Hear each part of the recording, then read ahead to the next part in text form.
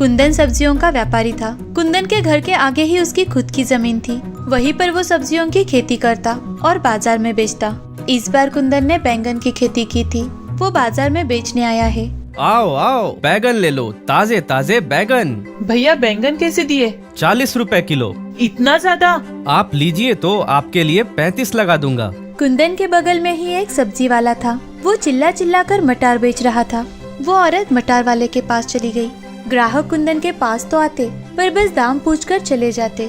बाजार में हर कोई मटर बेच रहा था, बस कुंदन ही अकेला था जो कि बैंगन बेच रहा था। हर कोई मटर बेच रहा है, ऐसे में मुझे भी मटर ही बेचना चाहिए था। बैगन की खेती करके अपना नुकसान कर लिया। बैंगन की बाजार में कुछ ज्यादा बिक्री नहीं हुई। 2 दिन के अंदर ही कुंदन के सारे बैंगन खराब हो गए। कुंदन को अच्छा खासा नुकसान हो गया। अब की बार मटर की खेती करूंगा। कुंदन ने अपने बचे हुए पैसों से मटर की खेती करने का निर्णय लिया। अगले ही दिन कुंदन मटर की खेती करना शुरू कर देता है। कुंदन की 2 बेटियां थी जो कुंदन की मदद किया करती थी। कुंदन 2 महीनों तक मटर के खेतों में मेहनत करता है और 2 महीनों बाद उसके मटर तैयार थे कटाई के लिए। पिताजी, मटर की खेती तो बहुत अच्छी हुई है। एक एक मटर अच्छे से बड़ा है। बढ़ेगा क्यों नहीं? हम तीनों ने इतनी मेहनत जो की है। आज बाजार से आते आते पनीर लाऊंगा। आज हम मटर पनीर खाएंगे। 2 महीनों से पूरा परिवार रूखी सूखी रोटी खाकर अपना पेट भर रहा था। कुंदन सोचता है कि मटर की अच्छी बिक्री होने पर आज कुछ अच्छा खाएगा। कुंदन मटर बेचने लगता है, पर अब बाजार में कोई भी मटर नहीं लेता है। आओ, ताजे ताजे मटर ले लो। ओ भैया, भिंडी है क्या? अरे मटर लेके जाइए, बहुत ताजे हैं। 2 महीने से मटर ही खा रहे हैं। भिंडी है तो बताओ। नहीं भाई, भिंडी तो नहीं है। कुंदन के बगल में एक सब्जी वाला होता है, रामू, जो कुंदन पर हंस रहा होता है। आओ आओ भाइयों, यहाँ आओ, भिंडी यहाँ है। कुछ लोग बस खेती करना जानते हैं, बाजार में कौन सी सब्जी चल रही है उन्हें पता ही नहीं होता है। इस बार भी कुंदन की कोई सब्जी नहीं बिकी है। कुंदन घर आता है। उसकी बेटियां पनीर का इंतजार कर रही होती है। कुंदन के पास पनीर ना देखकर कहती है, पिताजी, पनीर नहीं लाए? कैसे लाता, जब मटर की सब्जी बाजार में बिकी ही नहीं। आपने तो कहा था कि आज मटर पनीर खाएंगे। मुझे वही खाना है। मेरा दिमाग बहुत खराब है, चुपचाप से जो भी मिले खा ले। कुंदन गुस्से में अपने छोटी बेटी बबीता पर चिल्लाता है। कुछ ही दिनों में मटर भी खराब होने लगते हैं। कुंदन सोचता है कि मटर खराब होने से तो अच्छा है कि वो छीलकर बाहर रख दे, ताकि कोई ना कोई जानवर पक्का खा लेगा। हर दिन एक चिड़िया आती, खुद मटर खाकर अपने परिवार वालों के लिए भी चोंच में ले जाती। देखते ही देखते ढेर सारी चिड़िया मटर खाने के लिए आया करती है। अच्छा है, मटर खराब होने से पहले खत्म हो गए, किसी का तो पेट भरा। वो चिड़िया फिर से आती है। अब कुछ नहीं बचा है, सब मटर खत्म हो गए। फिर भी वो चिड़िया कुंदन के पीछे पीछे आती है। अब खिलाने के लिए कुछ नहीं है मेरे पास, जाओ यहाँ से। 6 महीने से मेरी बेटियों को अच्छे से खाना तक नहीं मिला है, कहाँ से पैसे आएंगे वो भी नहीं पता। कुंदन के पास खेती करने के लिए भी पैसे नहीं थे। कुंदन वही परेशान होकर बैठ जाता है। वो चिड़िया कुंदन के पास आती है और अपने मुख से एक सुनहरे का बीज निकालती है। इस बीज का क्या करूं? अपने खेत में लगा दूं? वो चिड़िया अपनी गर्दन हिलाती है। कुंदन चिड़िया पर ज्यादा ध्यान नहीं देता। सुनहरे का बीज वो अपने खेत में फेंक देता है। फिर भी कुंदन जहाँ जाता, चिड़िया उसके पीछे पीछे जाती। अरे अब क्यों मेरे पीछे लगी हो? वो बीज खेत में बो तो दिए। फिर भी वो चिड़िया वही खड़ी होती है। अब क्या उसमें पानी डालूं? चिड़िया अपनी गर्दन हिलाती है। अरे क्या मुसीबत है? कुंदन ने जहाँ बीज फेंका था वहाँ जाकर पानी डाल देता है। फिर जाके वो चिड़िया उड़ जाती है। कुंदन अपने घर चला जाता है। सुबह सुबह बबीता अपने खेत में आती है तो वो देखती है कि सारे खेत में फिर से मटर उग गए हैं। क्या? मैंने मटर की खेती तो नहीं की थी। कुंदन बाहर जाकर खेत में देखता है तो उसके खेत में मटर आ जाते हैं। अरे कल तक तो कुछ नहीं था खेत में, अचानक से मटर कहाँ से आ गए? जैसे ही कुंदन एक मटर को छिलता है तो अंदर सोने के मटर निकलते हैं। अब वो तीनों मिलकर खेत से सारे मटर घर ले आते हैं। उन्हें छिलकर सोने के मटर निकालते हैं। कुंदन और उसका परिवार बहुत खुश होता है सोने का मटर देखकर। पिताजी, पर ये सोने के मटर कहाँ से आए अपने खेत में? अच्छा, तो ये उस चिड़िया का कमाल है, उसी के बीच से ये सोने के मटर उगे हैं। कुछ सोने के मटर बेचकर कुंदन के घर के हालात बदल जाते हैं। उनकी परिस्थिति बदल जाती है। वो दान पुण्य भी करता है, साथ ही बड़े खेत भी खरीद लेता है। इस दिन के बाद कुंदन को कभी पैसों की कमी नहीं हुई। सुशीला नाम की एक लड़की अपने माँ के साथ रहती थी।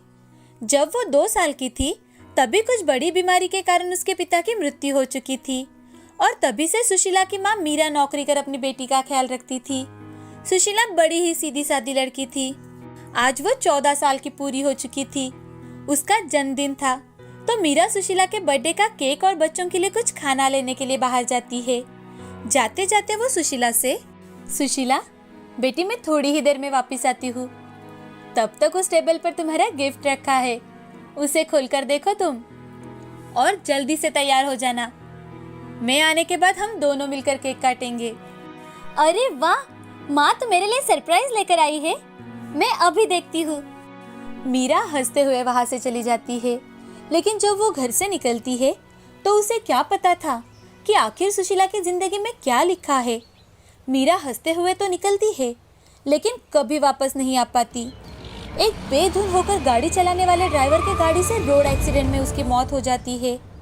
दूसरी ओर सुशीला तैयार हो जाती है और अपनी माँ की राह देखते देखते, अरे ये माँ अभी तक क्यों नहीं आई?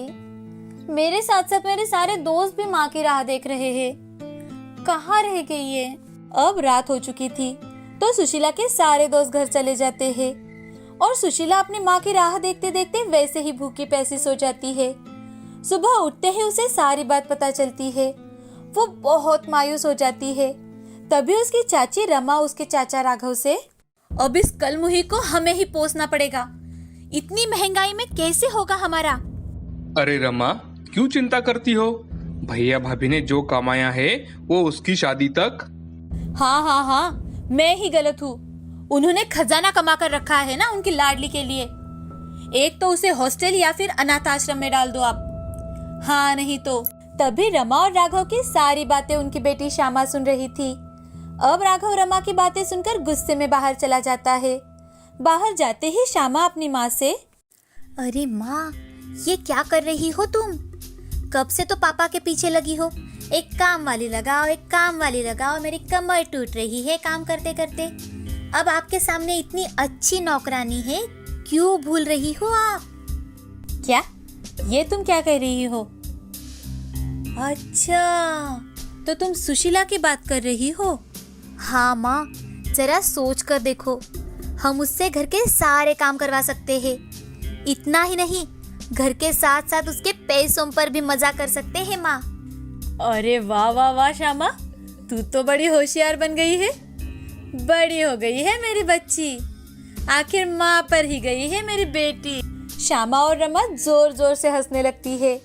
अब राघव घर आते ही रमा राघव से, सुनिए जी, आप सुशीला को लेकर नहीं आए? सुशीला को यहाँ लाने के लिए क्या तुम सच में मान गई हो? हाँ, मैं तो शैतान ही हूँ ना। अरे नहीं, मुझे ऐसा नहीं कहना था। अब राघव खुशी खुशी जाकर अपने भाई के बेटी को अपने घर लेकर आता है।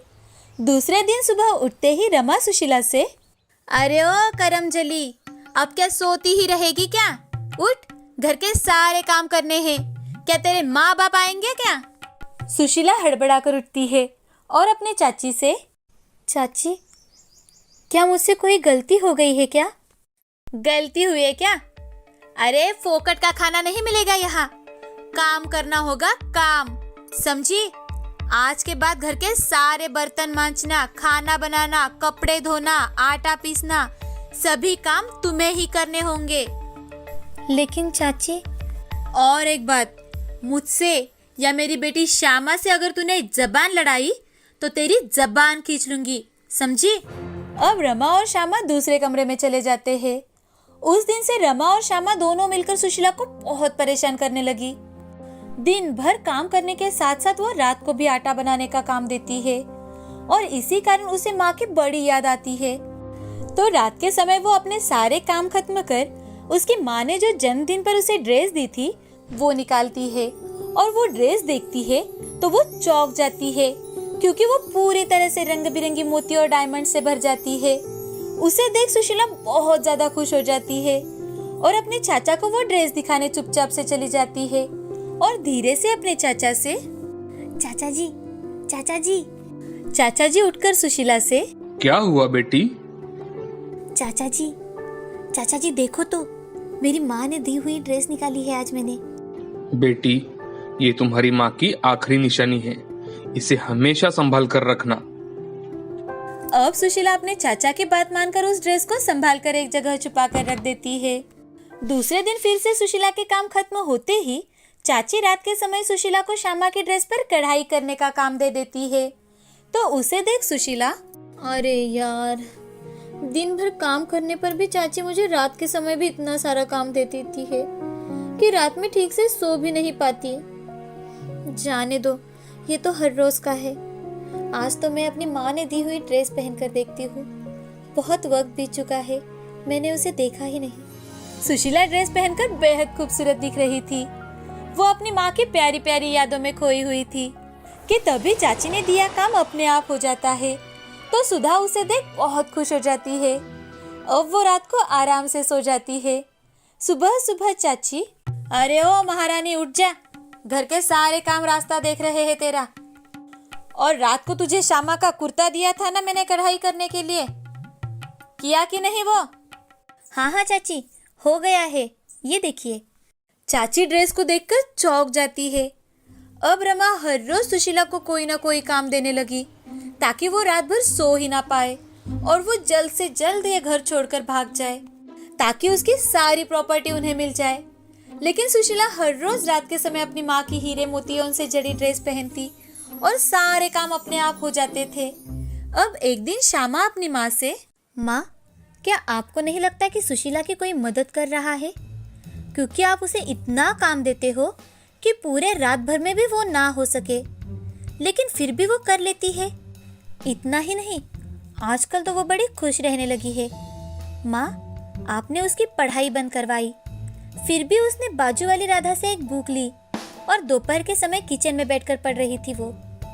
क्या? ये तू क्या बात कर रही है? हाँ नहीं तो सच्ची तो बोल रही हूँ मैं। दाल में जरूर कुछ न कुछ काला है माँ। अब रमा और श्यामा दोनों मिलकर सुशीला पर नजर रखे थे। दिन हो या रात का समय, दोनों आंख में तेल डालकर सुशीला पर नजर रखे थे। हर रोज की तरह सभी सो गए होंगे, ये सोच सुशीला वो जादुई ड्रेस पहन लेती है और उसके सारे काम झट से हो जाते हैं। तो उसे देख रमा, अच्छा तो ये बात है। रमा और श्यामा दोनों भागते हुए सुशीला के पास जाकर उसे पकड़ने लगते हैं। लेकिन सुशीला को हाथ लगाते ही रमा और श्यामा के हाथ मानो पूरी तरह से जल जाते हैं। तो श्यामा, माँ, माँ मुझे बहुत दर्द हो रहा है माँ, मुझसे तो बिल्कुल भी सहा नहीं जा रहा है माँ। अरे मुझसे भी तकलीफ सह नहीं जा रही, क्या करूँ? चल जल्दी से यहाँ से चल ताकि हम ठंडे पानी में हाथ डाल सके, चल जल्दी। अब रमा और श्यामा घबराकर पानी का नल शुरू कर देते हैं, लेकिन आज उसमें से ठंडा पानी ना निकलकर गर्मा गर्म पानी ही बाहर आता है।